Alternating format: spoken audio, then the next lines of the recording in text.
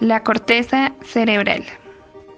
Buenas tardes, en el presente video se va a abordar el tema de la corteza cerebral, las capas que la componen, los tipos de neuronas que en ellas interactúan y las áreas del cerebro donde se ubican estas capas.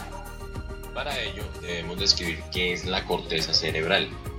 La corteza o córtex es la parte más desarrollada del cerebro humano y es responsable de pensar, percibir, producir y entender el lenguaje.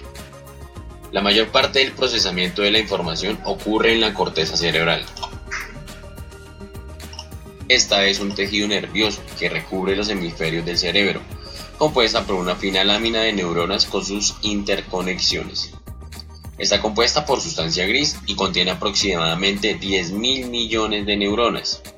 El área de superficie de la corteza está aumentada por su plegamiento en círculos. Las cisuras son grandes hendiduras que se forman cuando la corteza se pliega. A su vez, divide el cerebro en 4 lóbulos: frontal, parietal, occipital y temporal.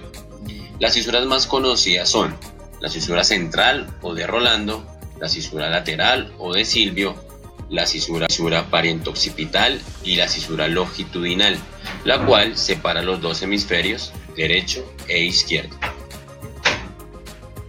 Cerebral está constituida por diferentes capas de sustancia gris. Estas definen su organización estructural y funcional. Capas de la neocorteza. La primera capa es la molecular. Se establece una gran cantidad de sinapsis entre diferentes neuronas. La capa granular externa contiene un gran número de neuronas. La capa piramidal externa. La capa granular interna compuesta por células estrelladas. La capa ganglionar con células piramidales de gran tamaño. Finalizando con la capa multiforme, la cual contiene varias células piramidales de diversos tamaños y estrelladas laxamente unidas. Como se ha podido evidenciar, la corteza cerebral presenta dos tipos de células neuronales, las células piramidales y las células estrelladas. Las células piramidales reciben su nombre por la forma piramidal que poseen.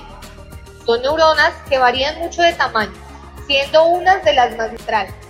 Del vértice superior sale una larga dendrita apical que sube hacia la superficie de la corteza.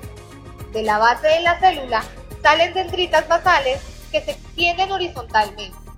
El axón suele ser largo y sinapta con otras áreas corticales o con estructuras subcorticales. Estas se encuentran en la circunvolución precentral motora y se encargan de actividades relacionadas con el movimiento.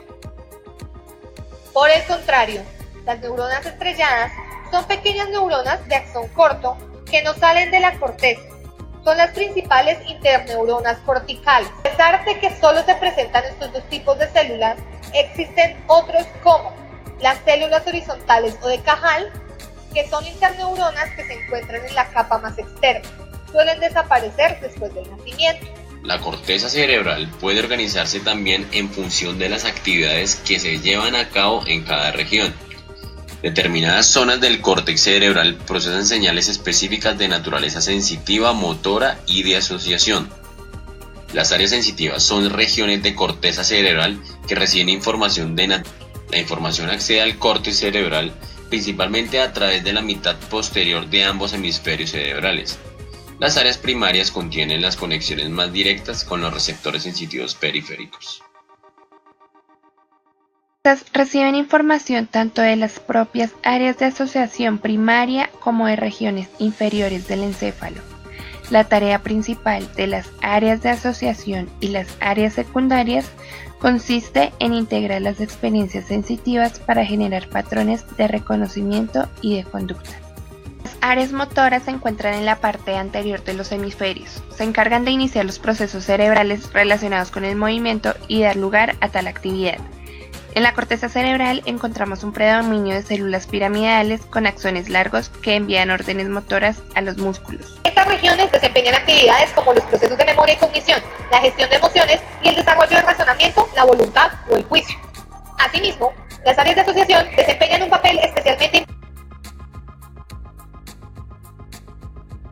De esta manera, podemos concluir que gracias al correcto funcionamiento de la corteza cerebral, los humanos tenemos la capacidad de percibir aquello que nos ocurre.